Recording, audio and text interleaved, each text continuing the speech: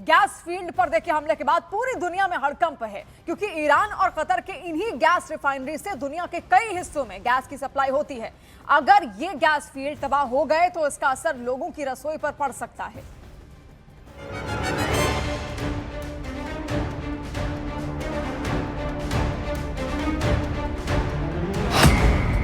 Israel के strike से दुनिया में गैस संकट की आग।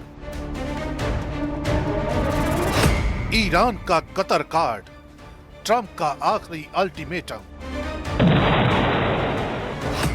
बारूद से रसोई तक अब गैस वॉर की बारी।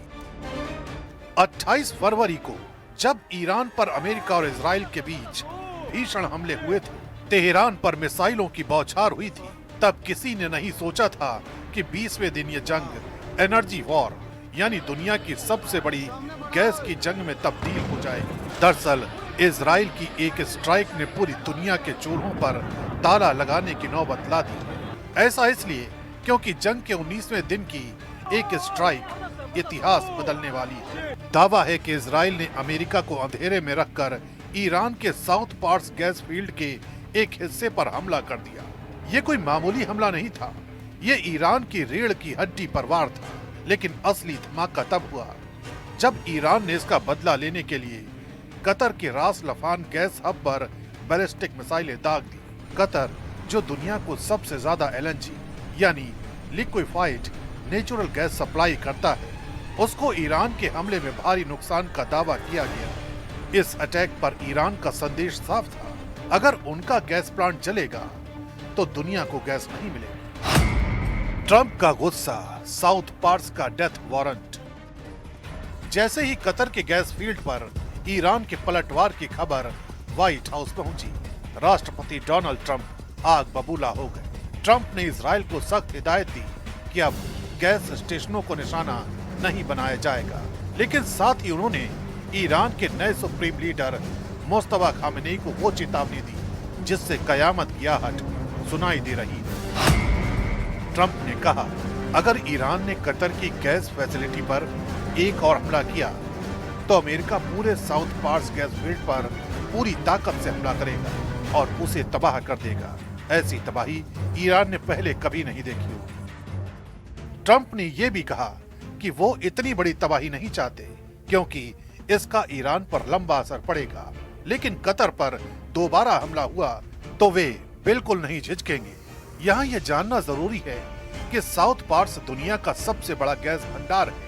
अगर ये तबाह हुआ तो दुनिया की 10% गैस सप्लाई हमेशा के लिए खत्म हो जाएगी। वही हाल कतर के भी नॉर्थ गैस फील्ड का है।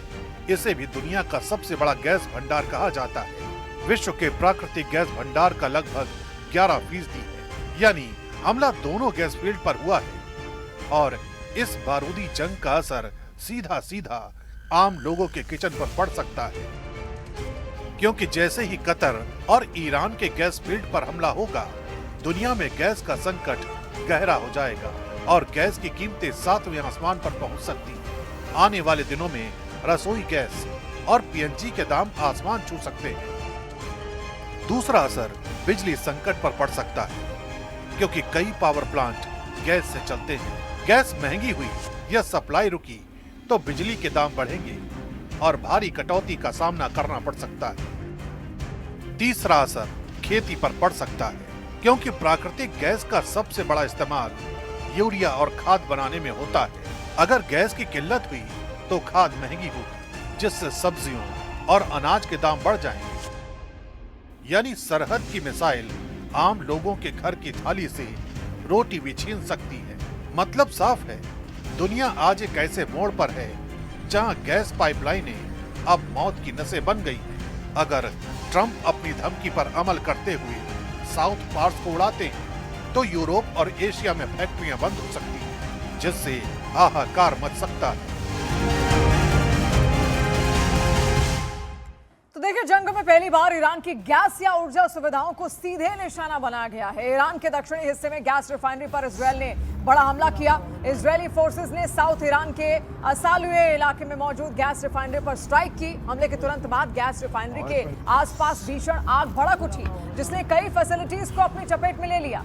आग की लपटों और धुएं के गुबार को देखते हुए दूर दूर से आग की लपटों को उठते हुए देखा जा सकता था। और देखिए, इस हमले ने पहले से ही एनर्जी सप्लाई की दिक्कत से जूझती दुनिया की चिंता अब और ज्यादा बढ़ा दी है। तो तस्वीरें आप यहां पर देखिए किस तरीके से भयानक रूप पूरा युद्ध इस वक्त अख्तियार कर चुका है। लगातार मिसाइल हमले थमने का नाम ही नहीं ले रहे।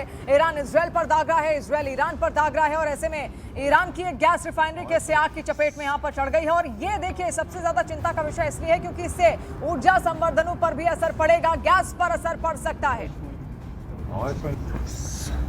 अब आपको बताते हैं कि अगर ईरान और कतर के गैस फील्ड तबाह हो गए तो इसका सबसे बुरा असर क्या होगा।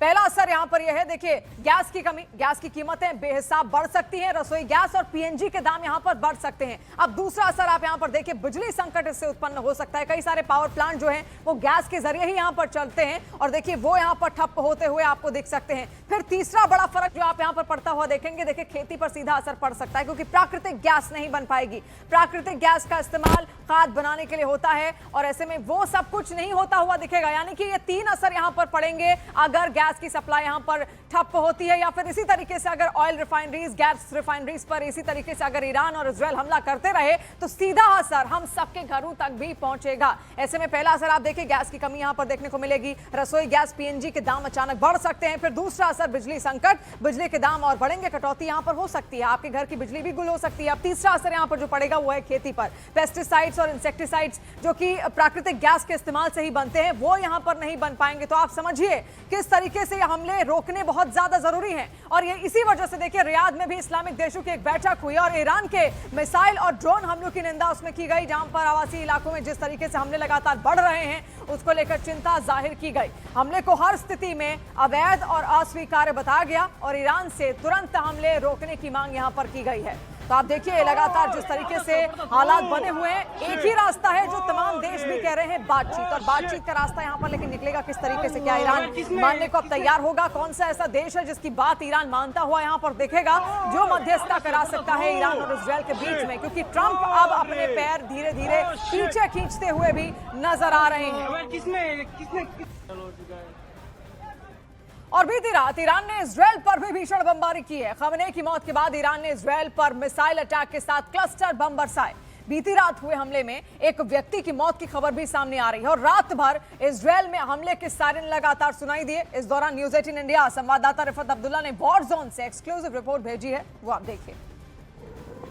सायरन फिर से बज गई है। 19 मार्च है, रात का टाइम है।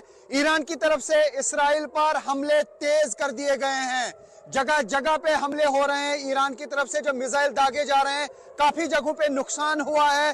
बेन गोरियन एयरपोर्ट पे 3 प्राइवेट जहाजों को नुकसान पहुंचा है, 2 रेलवे स्टेशन को यहां पे नुकसान पहुंचा है।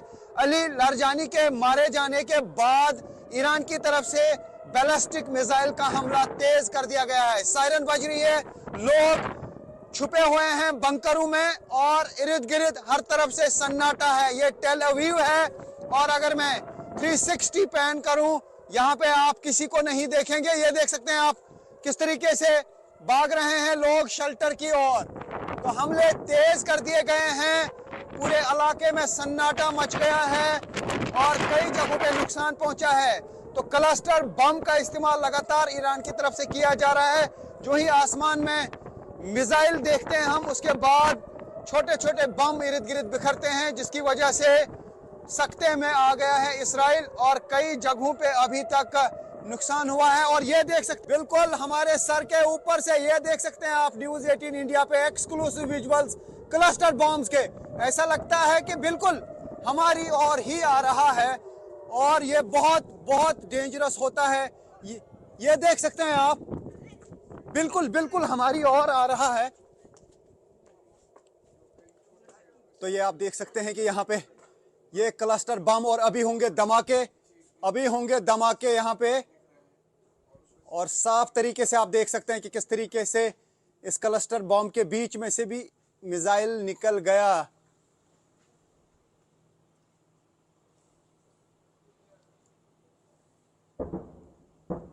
धमाके जोरदार हो रहे हैं। सुन सकते हैं आप, हर साइड से धमाके हो रहे हैं। तो देखिए, ईरान का इजराइल पर ताबड़तोड़ लगातार स्ट्राइक देखने को मिल रहा है और इजराइल के लाचीश इलाके को यहां पर अब टारगेट किया गया। कई इमारतों को वहां पर नुकसान पहुंचने की खबर भी इस वक्त आ रही है। इजराइल के देखिए लाचीश इलाके को यहां पर टारगेट किया गया है।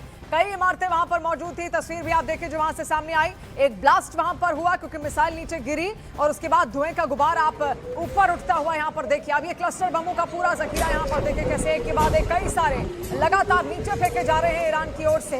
इजराइल के कई शहर से नुकसान भी उनको पहुंचा है। हालांकि वहां का जो एयर डिफेंस और आयरन डोम सिस्टम है वो काफी अपने आप में मजबूत है, लेकिन जब क्लस्टर बम एक साथ आते हैं तो इंटरसेप्शन करना भी बहुत ज्यादा मुश्किल हो जाता है किसी भी एयर डिफेंस के लिए। एक साथ अगर कोई भी यहाँ पर मिसाइलें गिरेंगी तो देखिए इंटरसेप्शन बहुत ज्यादा मुश्किल होता है और ऐसे में ये जितने भी क्लस्टर बम है सीधे जाकर गिरते हैं धरती पर।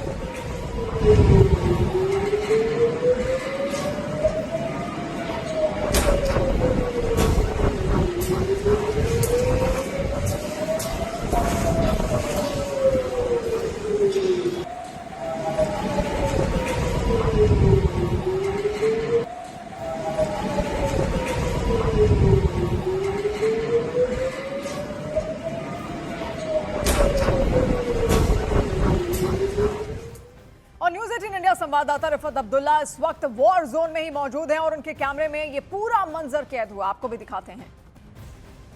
आज 19 मार्च है, ये तीसरी बार है रात के दौरान कि सायरन बज चुकी है। आप देखिए कि लोग अब शेल्टर में जा रहे हैं। अब देखना होगा किस और जो है ये अटैक होगा, कहां की तरफ अटैक होगा।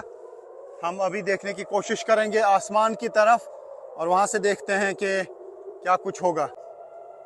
यहाँ हम देख पा रहे हैं, ये देखिए एक और, ये देखिए मिसाइल अटैक ईरान की तरफ से जो लॉन्च किया गया, यहाँ हम देख पा रहे हैं, ये देख सकते हैं आप, ये मिसाइल है जो दागा गया है ईरान की तरफ से।